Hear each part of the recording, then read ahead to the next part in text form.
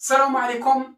أسعد الله أوقاتكم. تحية طيبة لكل المشاهدين والمشاهدات. إذا رسميا وليد الركراكي يكشف عن اللائحة النهائية من 28 لاعب لكأس أفريقيا والتي ستجري أطوارها بالمملكة المغربية الشريفة.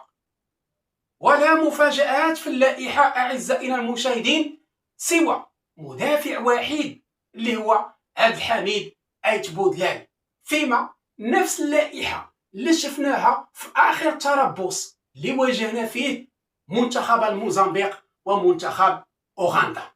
لكن غادي ندير معكم واحد التحليل فني حول الأسباب الرئيسية اللي خلات اليوم المدرب وليد الركراكي ينهج نفس التشكيلة ونفس القائمة ونفس اللائحة اللي نهجها في المباراتان الوديتان ضد الموزمبيق ومنتخب أوغندا. فالسلام عليكم مجددا، تحية طيبة كل المشاهدين والمشاهدات. هذا عبد السلام الحجوي يحييكم. كنتمنى اي واحد شاف الفيديو فما تبخلوش علينا بواحد لايك، اشتركوا وفعلوا الجرس باش يوصلكم كل جديد. فكيف ما توقعت البارح وبزاف ديال الناس اللي شافوا الفيديو ديالي اللي درته البارح عن اللائحة المتوقعة فكانت صحيحة 100%. اللهم لاعب وحيد اللي هو عبد الحميد أيت بودلان. نتعرف معكم على التشكيلة الأساسية والرسمية اللي غتكون حاضرة في كأس أفريقيا، ومن بعد نعطيكم كتحليل دقيق وشامل لهذا التوجه العام ديال المدرب وليد الركراكي. إذا بالنسبة لحراسة المرمى بونو المحمدي والحرار، إذا المدرب هنا في كأس أفريقيا غادي يعتمد فقط على 3 ديال الحراس، وهاد الحراس كيتعتبروا الآن من بين أفضل الحراس اللي كيلعبوا المنتخب. بونو هو الأول، غيكون محمدي، وكذلك غادي يكون المهدي الحرار حارس مرمى الرجاء كحارس ثالث.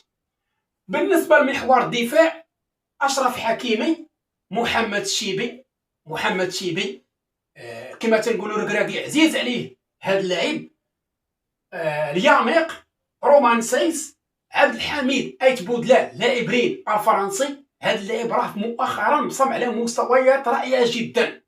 واش يستحق الرسميه ديالو ولا لا؟ فهذا السؤال غادي نجاوبكم عليه خلال هذا الفيديو. نايف أقرب، ادم ماسينا، نصير مزراوي، وكذلك انس صلاح الدين لاعب بي اس في ايندهوفن. نمشيو لوسط الميدان، اسامه تيرغالين، سفيان امرابط، الصباري، نائل العناوي، بلال الخنوس، وأناحي. هاد الوسط الميدان اي واحد تسوليه يقول لك هاد اللاعبين اللي كاينه.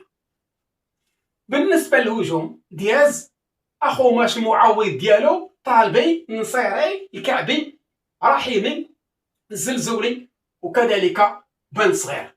وبالنسبه للاعبين كما تنقولوا ديال المعوضين في حاله ما، كنقولوا في حاله ما لانه هذه النسخه الكاف الاتحاد الافريقي عطى لجميع المنتخبات على انهم يلعبوا ب 28 لاعب، يعني اختاروا 28 لاعب، ولكن ضمن المباراه يكونوا فقط 23 لاعب. يعني ربما تصاب لك شي لاعب مثلا شي اصابه خطيره، غتجيب الوثيقه ديالك مرفوقه بدلائل بجيستيفيكاسيون وغتعطيها للكاف، غتقول لهم هذا السيد راه تعطب وغنجيبو من هذوك 5 اللاعبين اللي باقين غنجيبو واحد. وبالتالي هذيك الساعه الكاف كيعطيك الفرصه وكيمنحك على انك تجيب هذا اللاعب. فبالتالي هذا قانون جديد فرضه الاتحاد الافريقي لكره القدم، 28 لاعب عوض 23. اذا من بين ابرز اللاعبين الغائبين خلال كاس افريقيا هو سفيان ديوب، اللي كان وجه ليه الدعوه مؤخرا وليد الركراكي في المباراتان ديال منتخب الموزمبيق واوغندا.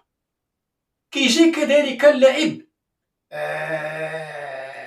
طبعا كيجي كذلك إكامان بالعمري في اللائحه في اللاعبين ديال المنتظرين. طبعا اسمحوا لي، كيجي سفيان ديوب ما كاينش حاضر، ريتشارلسون ما كاينش حاضر، كاين بزاف ديال اللاعبين، ابو خلال، من اشرف داري، بزاف ديال اللاعبين ما كاينش حاضر.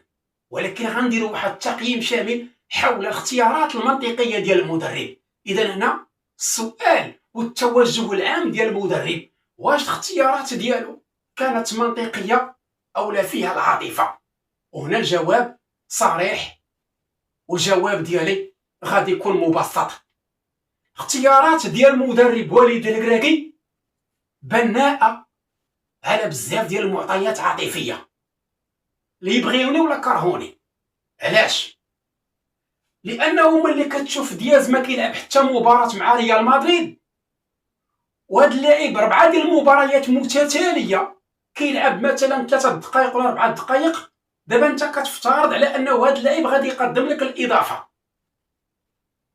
يلا، ولكن الاسم كيسبق، كما تنقولوا الشهره كتسبق الاسم ديال ابراهيم دياز. ابراهيم دياز ما يمكنش ما يكونش حاضر، على غرار مثلا حكيم زياش. علاش ما نجيبوش حكيم زياش؟ راه بحالو بحال دياز ما كيلعبش. وهنا كيتطرح سؤال عريض حول الغياب ديال هذا المايسترو عن المنتخب المغربي. بالنسبه للاعب كذلك سايس، واش سايس باقي غادي يعطي المنتخب؟ سايس تقال، سايس ولا مدافع بطيء، وهذا ربما غيشكل لنا واحد الصدمه كبيره في كاس افريقيا، خاصه على المستوى ديال الدفاع. وشكون اللي خالعنا من غير الدفاع؟ الدفاع اليوم هو اللي كما تنقولوا هو الكارثه في المنتخب. كلشي خايف من الدفاع الان. المدرب ملي خايف من الدفاع شنو جاب عبد الحميد ايت بودلال، لاعب رينا الفرنسي، لاعب شاب، لاعب كيبصم على مستويات رائعه. ولكن السؤال الذي يطرح نفسه، واش نثيقوا في هذا اللاعب في كاس افريقيا عند مواجهه لمنتخبات قويه على مستوى النجاعه الهجوميه؟ واش نثيقوا في هذا اللاعب؟ طبعا هذا اللاعب ما غيكونش اساسي في اللائحه، ما غيكونش اساسي في التشكيل الاساسيه. طبعا غنلعبوا اما باكرد او الياميق حداه في حاله ما اذا كانوا هاد اللاعبين جاهزين، او كخيار ثاني ادم ماسينا والياميق، او كخيار ثالث ماسينا واكرد. اذا مازال ما تاكدناش حنا واش هاد اللاعبين تايقن فيهم ولا لا. انا اللي تايق في حاجه وحده هو نايف اكرد، ومن تما غيغسل يديك، ما تايق لا في الياميق ولا في ادم ماسينا ولا سايس. اكرد هو اللي تحطو، هو اللي غتحطو وبالك هاني ومرتاح.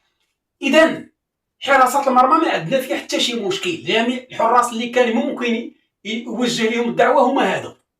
بالنسبه للدفاع كاين مشكل، وهنا طرحت لكم الاسباب الرئيسيه وراء هذه الاختيارات. يعني المستوى ديال الظهيرين، الظهير الايمن فيه حكيمي ما غيكونش حاضر في المباراه الاولى، ولكن غيلعب مزراوي، وغيكون الاحتياط ديالو هو محمد الشيبي. المستوى ديال المركز ديال الظهير الايسر فطبعا غادي يكون انس صلاح الدين لاعب بي اس في اندهوفن، وفي حاله ما اتصاب هذا اللاعب فغادي يكون يوسف بالعامري. بالنسبه لوسط الميدان ما عندنا حتى شي خوف، اللاعبين اللي كان من الممكن يوجه لهم الدعوه المدرب وليد الكراكي هما اللي حاضرين. وكذلك بالنسبه للمحور ديال الهجوم فاللاعبين اللي كان يوجه لهم الدعوه هما اللي حاضرين، اللهم دياز اللي علامه استفهام كبرى وراء الاختيار ديالو باش يكون حاضر في كاس افريقيا. الزلزولي اداء رائع، رحيمي بن صغير كذلك تراجع المستوى ديالو بشكل رهيب جدا، كعبي برافو، نصيري تراجع المستوى ديالو، طالبي برافو، اخو ماش برافو. اذا هنا في الهجوم غدير واحد علامه استفهام على بن صغير وعلى دياز. وسط الميدان برافو اللاعبين، كلشي كيقدم مستويات رائعه.